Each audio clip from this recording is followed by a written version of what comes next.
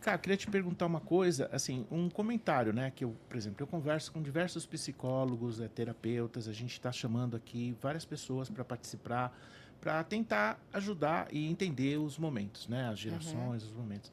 Então, vários colocam assim, Pedro, 60, 80% dos meus pacientes reclamam da empresa. Então, eles pagam, ou seja, ficam uma hora conversando, 40 minutos comigo, aí depende, né, o profissional, para falar da empresa. Entendeu? Como é que você vê isso? E eu queria que você trabalhasse um pouquinho com a gente sobre isso hoje. Eu acredito que os colaboradores têm a culpa deles e os líderes também, os empresários, um pouco também de uma culpa. De que sentido? Eu acho que os colaboradores, antes de mais nada, eles precisam escolher a empresa que eles vão entrar. Ou seja, desde da parte de recursos humanos, que é da própria empresa, já tem um perfil do que eles querem, eles aceitam. Logicamente, a pessoa está precisando trabalhar, está precisando de dinheiro, e ele vai, é, vai ser admitido. Agora, o que acontece é que quando essa pessoa ela vê que não é o que ela gostaria de fazer, ou está numa área errada, ou viu que ou, a forma da empresa conduzir ele, de horários e sistemas, que ele não se adapta. É como, vamos supor, uma criança que é autista, uma pessoa que tem uma deficiência, ela tem que estar num local onde ela é acolhida por um movimento dentro das suas limitações.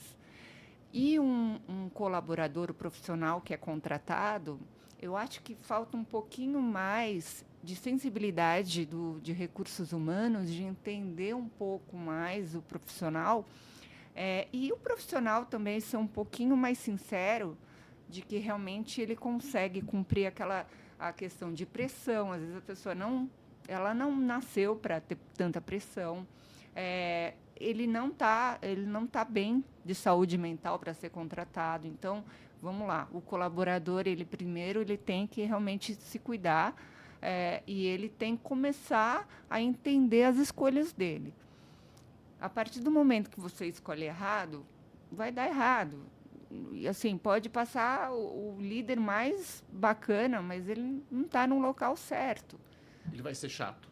Sim, isso daí em contrapartida a empresa mesmo a mesma coisa. Se você tem uma empresa, de repente você tem um baita de um vendedor que é ótimo, que veste a camisa da empresa, mas o líder está achando que pode perder o cargo por essa pessoa, também vai dar problema. Então, assim, é complicado essa visão, porque tem a liderança, tem os colaboradores, mas o mais importante é o seguinte: é, são as escolhas. Né? E o líder em si, eu acredito que ele tem que se aperfeiçoar um pouco mais de como lidar com os colaboradores, até por questões de metas, olhar um pouquinho mais a figura, não só do homem quanto a mulher, porque hoje os dois estão fazendo quase a mesma coisa, de cuidar de filhos, mas a quantidade de pacientes que eu tenho que eles não gostaram de voltar 100% presencial, né, que eles trabalhavam home office depois que veio a pandemia. Por quê? Porque eles falam que eles produzem bem trabalhando em casa e eles conseguem administrar também As todas as tarefas. responsabilidades da casa com filhos. De repente, uma pessoa que mora num bairro para ir para um outro, zona norte, vai para a zona sul, o trânsito em São Paulo é caótico. Ah. Então, será que isso não poderia ser visto com um pouquinho com mais sensibilidade na questão de recursos humanos ou do líder em si, quando for contratar? Se o profissional ele é bom, verificar se está sendo difícil para ele todo dia, tentar um pouquinho ser mais. Eu acho que está faltando mais flexibilidade. Do lado do mercado, do lado das empresas. Do lado das empresas. E do lado do colaborador, é, saber se ele realmente é aquilo que ele quer. Se ele não está feliz com a empresa, com o que ele faz, eu acho que ele tem que sair. Porque ficar reclamando, uma hora ele vai ser mandado embora ou, senão, ele vai adoecer.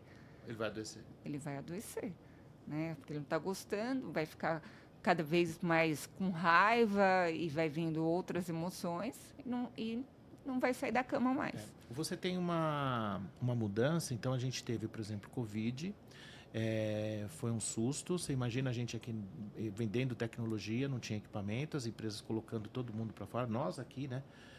Vai para casa, leva o desktop, pega o Uber e depois mandando o notebook, isso foi geral, não tinha equipamento para vender. E o que você percebeu nessa época? Você tinha funcionários que seguiam a regra. Falou, olha, você tem que fazer isso, isso e isso, ele fazia direitinho. Sim. Aí, já tinha outra que, por exemplo, se a reunião com ela era 9h15, ela estava de roupão.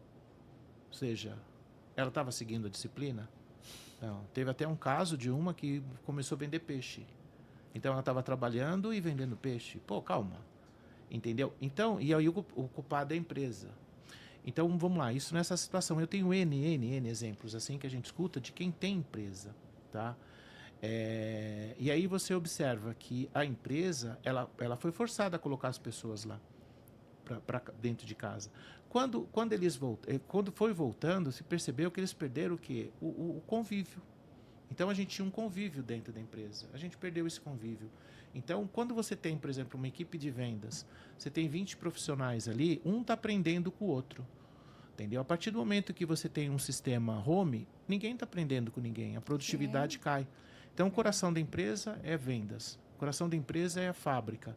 Entendeu? Então, você está produzindo, um está aprendendo com o outro. Você está formando, você está crescendo. Quebramos isso. Aí veio o híbrido. Entendeu?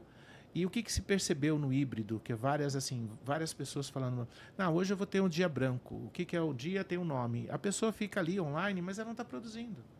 Ela está empurrando tudo para amanhã, para depois. Então ela fica ela tira o dia para ficar na rede social. Entendeu? E aí... mas é um equilíbrio. Isso quem vai posicionar é a produtividade da pessoa. Então, mas aí ela fala assim, eu estou com o meu número garantido e meu número está bom. O meu projeto, eu vou conseguir entregar o projeto no prazo, mas ela se deu ao luxo, né? Como ela está home, híbrido, né, nessa situação, que ela está 3 dias na empresa e 2 em casa, ela se deu ao luxo daquele dia, ela está só simplesmente, se alguém me chamar, eu atendo. Ou seja, ela não trabalhou para a empresa. Entendeu? Então, estas situações, né, tá forçando as empresas a trazer todo mundo para dentro. E isso vai agravar um pouco esse sentimento de acabou a minha liberdade. Entendeu? Porque dentro da empresa não vai dar para ficar no Instagram o dia todo. Dentro da empresa, em 3 horas, não vai dar para levar o cachorro para passear. Você entendeu? E aí você vai começar a ter alguns problemas. Então, assim, várias pessoas que eu converso que tem departamento comercial, principalmente, falando, cara, eu preciso trazer todo mundo para dentro. Porque há 5 anos atrás, eu tinha uma equipe de vendas compartilhando de inteligência. Hoje eu tenho um grupo de pessoas. Eu não tenho uma equipe de vendas. E eu queria que você... O que você achou disso que eu te falei? Porque foi um desabafo. Então, eu tenho uma empresa. Né? Então, eu tenho uma visão que é assim. Se as minhas profissionais não cumprirem as regras, os horários que elas têm são horários esporádicos. Então, elas têm que produzir ali, se tiver horário para ela trabalhar, elas trabalham e depois elas vão fazer o que elas têm que fazer. Mas isso é um trabalho que eu montei. É diferente dessa questão de vendas. Eu também já fui do comercial. Eu acredito, Pedro, que se você está dando um resultado para a empresa, ou dentro da tua casa, ou dentro da empresa, para mim, tanto faz. Sim. Você está dando o resultado. Agora, se você está vendo que a pessoa, ela está no mole, tipo, não está trabalhando, não está trazendo nada, aí essa pessoa não tem que trabalhar. Manda embora. Né? Aí não tem como ficar como uma pessoa assim. É tudo preto no branco. Eu não espero muito, não. Eu acho que, assim, consegue fazer, ótimo. Não consegue, então, não faz parte da minha empresa. Agora, o comercial... vocês vão muito atrás da lucratividade, Então, vocês têm que vender. Então, quanto mais venda você tiver, melhor. Mas vamos supor, essa pessoa vendeu muito. Já passou do mês ali e já passou a meta. Por que ela não pode curtir a piscina dela? Não, eu concordo que você questiona assim, pô, mas eu já fiz meu número, por que eu não posso curtir? Porque você tem uma carteira de clientes, se esse cliente te ligar, ele não vai ser atendido e o mês que vem você não vai vender. Porque, Não, mas e o aí imediatismo, Pedro, isso daí é imediatismo. Você pode muito bem depois ligar para o seu cliente e falar com ele. É aquela coisa da gente ficar naquela ânsia. Quanto mais você ficar com essa mentalidade de ânsia, de que eu preciso vender, menos você vende. você não vai vender. Deixa, você vai fazendo o seu trabalho, as coisas elas vão chegar, você vai produzir. Você, logicamente, que você não vai deixar, putz, hoje eu vendi muito, então não vou ir atrás. Não, você vai ter que colocar regras, né? Dos seus horários, do que você tem. Mas se você está muito cansado, por que não tirar uma soneca? Eu sou a favor.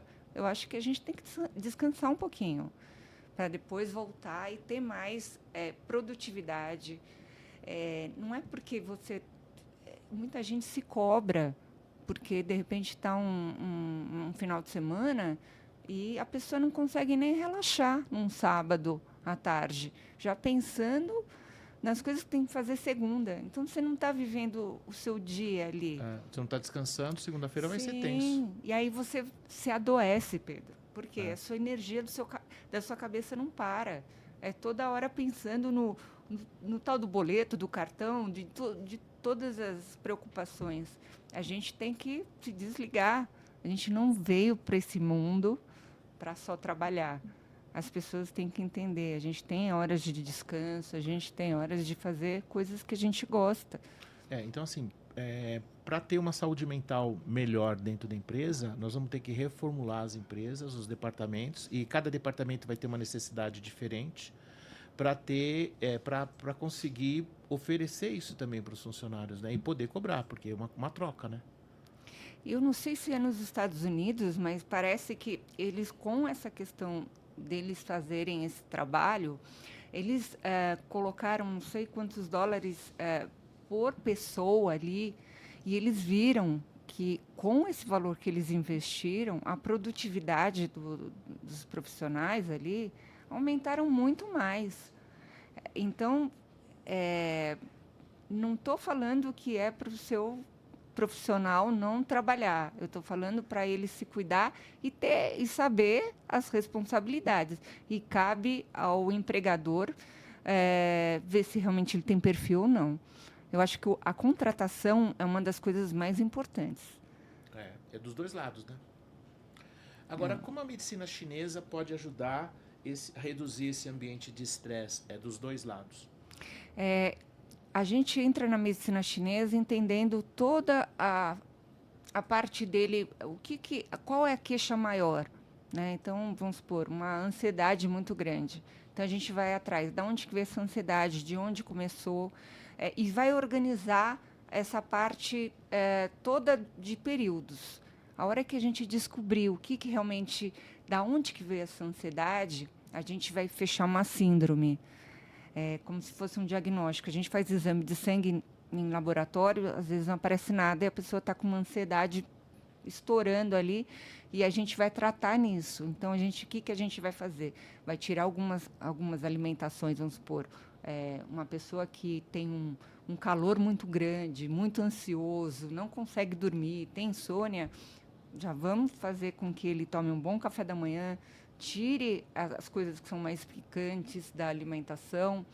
Picantes, eu falo gengibre, canela, café, muito alho, muito cebola, açafrão. E aí a gente começa a colocar alimentos um pouquinho mais frios. Para quê? Para esfriar a energia daquele coração ou daquele fígado que realmente a gente está tratando naquele momento. E fazer o acupuntura ou tuiná. O tuiná é usado muito na China, que ele também vai em cima dos canais, dos pontos que vai a acupuntura. Então, em 2 minutos, com o polegar, né, a gente consegue fazer a liberação dos canais. É interessante porque as pessoas falam assim, imagina, isso daí não existe. Mas a gente está trabalhando com o quê? Com sangue. Então, o que a gente está fazendo? A gente está liberando aquele canal ali para a energia do coração que a gente precisa tratar naquele momento. Aí a pessoa, na outra semana, semanalmente, já vai falando, a minha ansiedade melhorou, tô dormindo melhor. Então, são hábitos. Se você não muda seus hábitos, eu já falo, está jogando dinheiro fora.